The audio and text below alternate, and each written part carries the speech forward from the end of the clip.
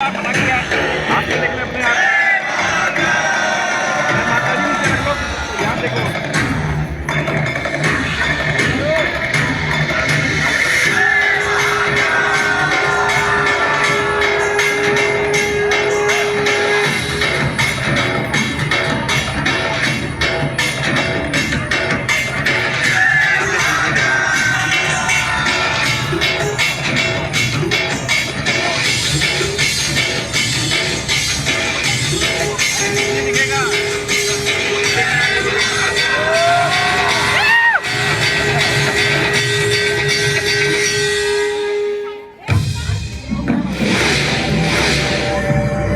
ब्रह्मांड की सबसे प्राचीनतम कहानियों में से आज हम वो कहानी सुनाएंगे जिसका सृजन पूरे ब्रह्मांड के सृजन से पहले हुआ। तब न देव थे, न असुर, न जीव था, न जंतु, न जल था, न अग्नि, न वायु, न भूमि। समष्टि के शून्य में विराजती एक शक्ति, कालातीत और कालों के नियंता।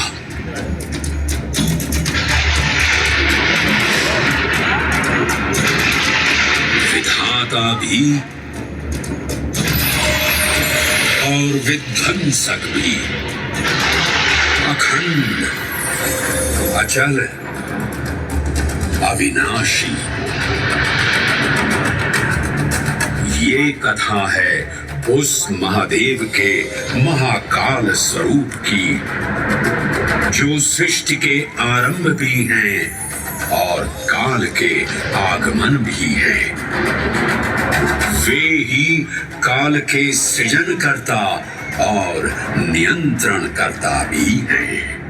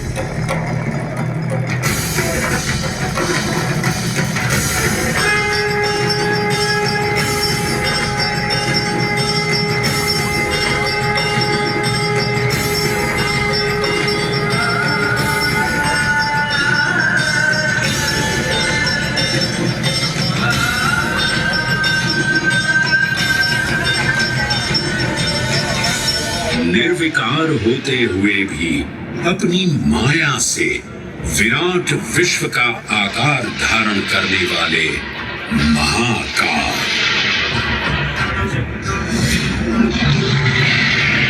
मेरुगिरी को धनुष और भगवान विष्णु को बाण बना दैत्यों के 3 पुरों का नाश करने वाले महाकाल।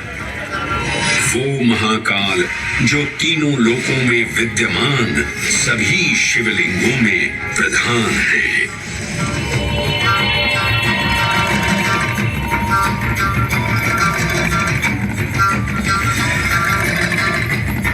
वो महाकाल जिनके त्रिशूल की तीनों नोकों से काम, क्रोध और लोभ पर नियंत्रण होता है, जिनके मस्तिष्क पर चंद्र शीतलता का प्रतीक है और जिनकी सवारी नंदी के 4 चरण सत्य, दया, दान और तप का चिन्ह है।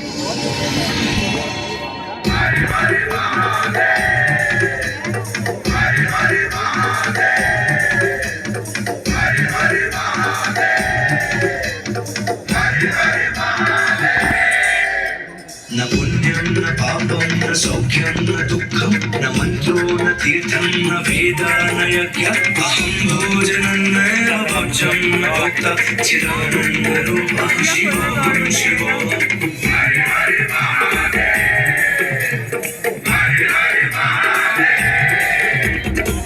निर्विकल्पो निराकाररूपो विभुत्वान् च सर्वत्र सर्वेन्द्रियाणां न चासङ्गतं नैव मुक्तिर्न मे चिदानन्दरूपः शिवोऽहं शिवोऽहं चिदानन्दरूपः शिवोऽहं शिवोऽहं चिदानन्दरूपः शिवोऽहं शिवोऽहं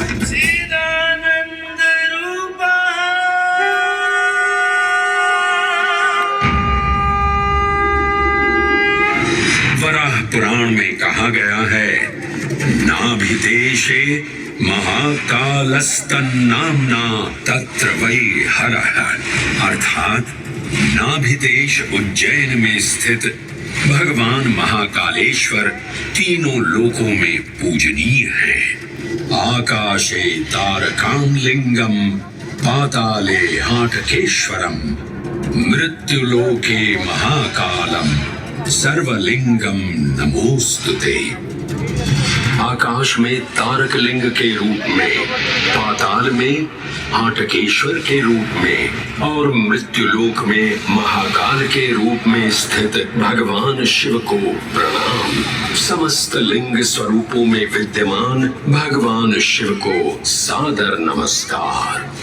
नाभिदेश उज्जैन का अटूट बंधन है महाकाल के साथ, जो महाकाल स्तोत्र में उल्लिखित है।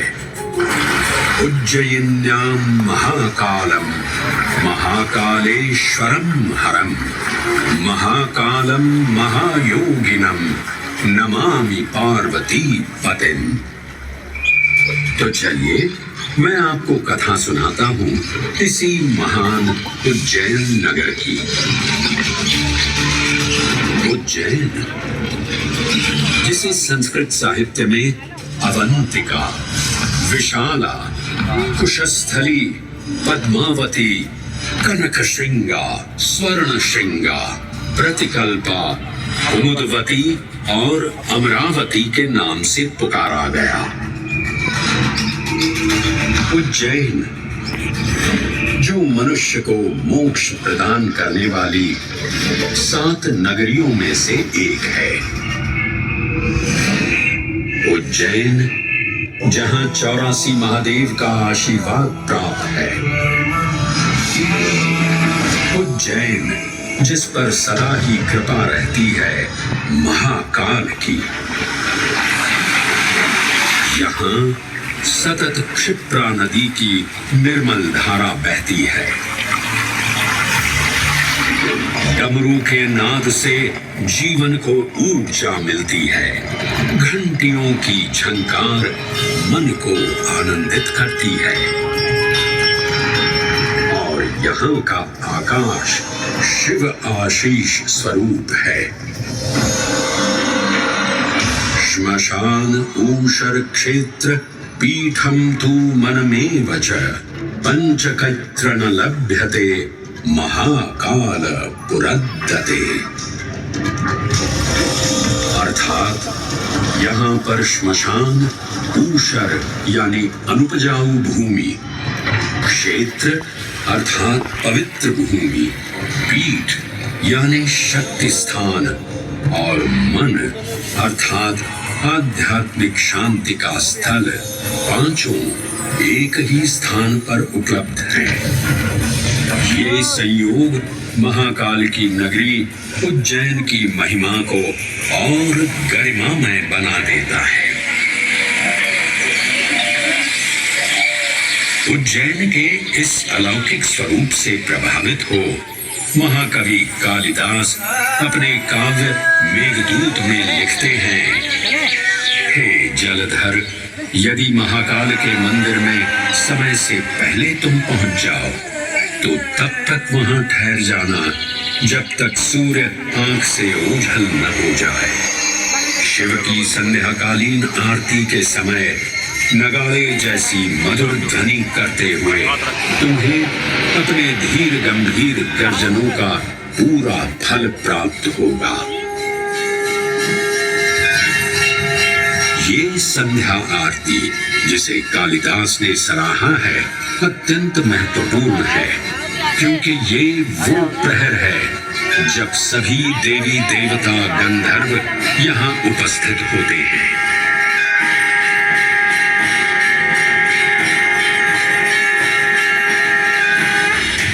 उज्जैन की महिमा अद्वितीय है।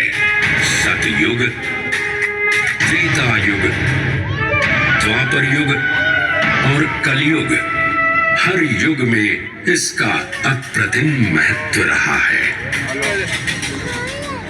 इस काल यात्रा में सबसे पहले आपको सतयुग के उस कालखंड में ले चलता हूँ जहाँ देव और दानव एकत्रित हैं समुद्र मंथन करने के लिए। मन की आंखों से कल्पना कीजिए, भगवान विष्णु ने कूर्म का रूप ले मंदरांचल पर्वत को अपनी पीठ पर उठा रखा है। सागर से विकराल लहरें उठ रही हैं, मेघ भयानक गर्जना कर रहे हैं। देव और दानव वासुकी सर्प को नेति बना और मंदार पर्वत को मथनी बना सागर को मथ रहे हैं कि तभी जल का पाप कालकूट विष निकलता है और पूरी सृष्टि को अपने ताप से झुलसाने लगता है। इस भयावह स्थिति ने देवताओं और असुरों के बीच हाहाकार मचा दिया। ये कैसा अनर्थ है? लक्ष्य था अमृतत्व का, पर अब मृत्यु की विकराल छवि हमारी आंखों के समक्ष मंडरा रही है। इस भयंकर संकट से केवल वही उद्धारकर्ता मुक्ति दिला सकते हैं जो समस्त विश्व के परम संरक्षक हैं। तभी सब महादेव की शरण में जाते हैं और पुकार लगाते हैं, ओम नमो भगवते रुद्राय। और फिर तुष्टा महादेव भक्तों की गुहार सुनते हैं, कैलाश से उतरते हैं, विष को अपनी अंजुलि में भर अपने कंठ में धारण करते हैं।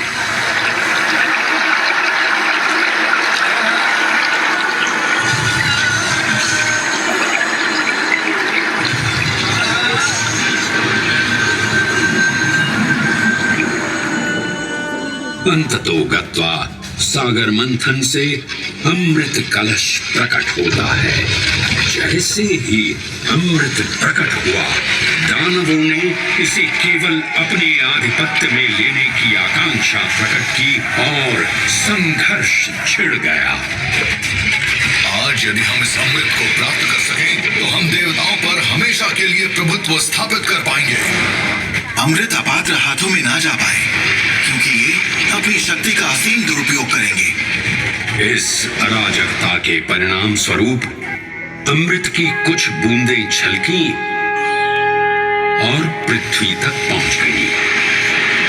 4 स्थलों पर स्पर्श हुआ इन बूंदों का, हरिद्वार, प्रयागराज, नासिक और उज्जैन। अमृत की इन्हीं बूंदों के कारण उज्जैन में हर 12 वर्ष पर कुंभ सिंहस्थ मेले का आयोजन होता है। भगवान शिव की लीला देखिए, लोक कल्याण के लिए स्वयं विषपान किया और अपनी नगरी पर अमृत वर्षा करवाई। अमृत की पावन बूंदों से अभिसिंचित ये दिव्य उज्जैन भूमि रामायण के पृष्ठों में भी सम्मिलित हुई। सतयुग के बाद त्रेता युग में माता सीता की खोज में वानर सेना का यहाँ आगमन हुआ।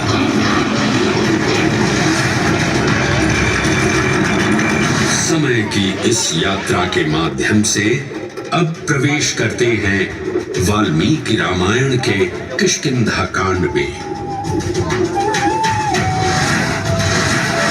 जब वानर राजा सुग्रीव अपने यूथपतियों से सभी प्रमुख स्थानों पर जाने के लिए कहते हैं और उन्हें अवंती नगर यानी उज्जैन जाने का आदेश भी देते हैं।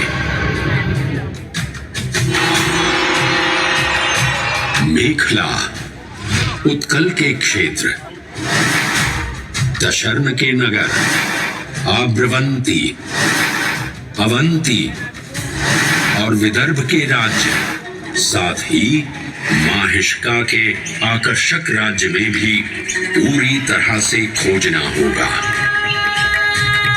एक युग भगवान विष्णु के राम अवतार से संपृक्त और अगला युग उन्हीं के एक और दिव्य अवतार से समरस होना, ये अद्वितीय संगम केवल उज्जैन में ही संभव था। परंतु एक क्षण ठहरिए और ध्यान से सुनिए। ये हैं महाकाल के 1008 दिव्य नाम। हाँ, मैंने काल चक्र को परिवर्तित कर दिया है और अब द्वापर युग का शुभारंभ हो चुका है। विस्मय पूर्ण हो जाएंगे ये जानकर कि महाकाल के इन नामों को स्वयं भगवान श्री कृष्ण ने रचकर पिरोया था। महाकाल सहस्रनामावली की ये अद्भुत रचना उस समय की है जब योगेश्वर कृष्ण उनके मित्र सुदामा और शेषावतार बलराम ने अवंती नगरी में स्थित सांदीपनी ऋषि के आश्रम में वेदांत दर्शन और शस्त्र विद्या की शिक्षा ग्रहण की थी। कहते हैं कि भगवान श्री कृष्ण को अवंती ने ऐसा मंत्रमुग्ध कर दिया कि यहाँ 64 दिनों तक रुककर उन्होंने 64 विद्याएं और 14 कलाओं का ज्ञान लिया। उज्जैन का संबंध महाभारत से भी जुड़ा हुआ है। इस महान महाकाव्य के वन पर्व में उल्लेख किया गया है कि महाकालेश्वर मंदिर में स्थित कोटि तीर्थ जल का स्पर्श मात्र करने से अश्वमेध यज्ञ के समान फल प्राप्त होता था। और फिर परिवर्तन की इस अनवरत धारा ने एक नई कहानी लिखी। उज्जैन में उदय हुआ मौर्य वंश का। सम्राट बिंदुसार ने अपने पुत्र अशोक को उज्जैन का राज्यपाल बनाया और समय के साथ अशोक के शासनकाल में धर्म का विस्तार हुआ। मौर्य वंश के पश्चात विभिन्न राजवंशों, सम्राटों और नरेशों ने उज्जैन की सेवा की। उनमें से प्रमुख मालवागण और फिर गुप्त वंश ने यहाँ राज कर इसके वैभव में वृद्धि की। उज्जैन ने अपने भव्य तेज से जहां महात्माओं और शासकों को आकर्षित किया, वहीं इस नगर पर आतताइयों की दृष्टि भी पड़ी।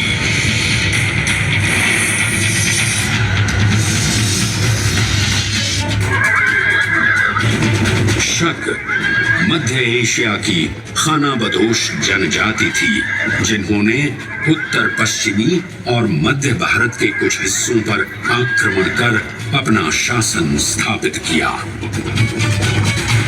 ईसा पूर्व प्रथम शताब्दी में जब भारत शकों के अत्याचार से त्रस्त था, तब उन शकों ने उज्जैन पर भी कब्जा कर लिया और फिर उज्जैन में उदय हुआ एक तेजस्वी योद्धा महाराज विक्रमादित्य का।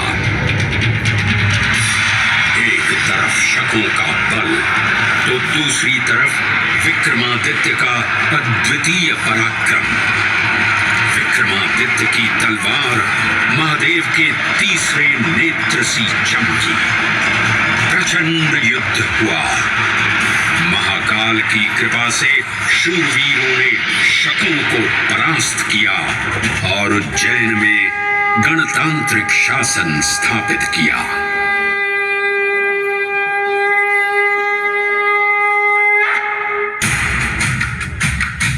इन्हीं महाबली विक्रमादित्य की राज्यसभा महाकाल मंदिर में ही प्रतिष्ठापित थी। आज भी इस मंदिर की घंटियों में विक्रमादित्य की वीरता और शौर्य की प्रतिध्वनि गुंजायमान होती है।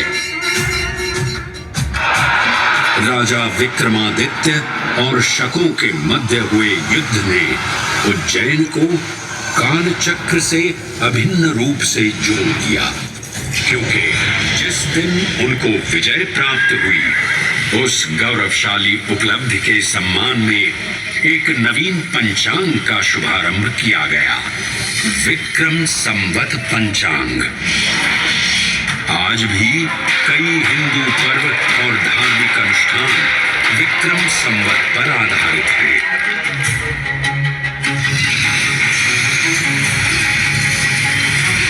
पृथ्वी की भौगोलिक कर्क रेखा इस पावन उज्जैन भूमि से होकर गुजरती है। लगभग 300 वर्ष पूर्व उज्जैन विश्व समय का प्रमुख संदर्भ बिंदु था। यही कारण है कि उज्जैन की वेदशाला में वराहमिहिर, आदित्य दास, ब्रह्मगुप्त, आर्यभट्ट और भास्कराचार्य जैसे महान विद्वान अनुसंधान और अध्ययन में तल्लीन रहते थे।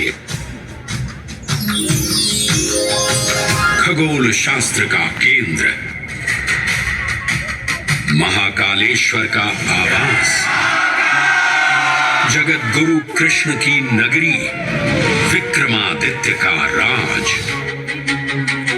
जयति जय उज्जैनी, वैभवशालिनी नगरी उज्जैन।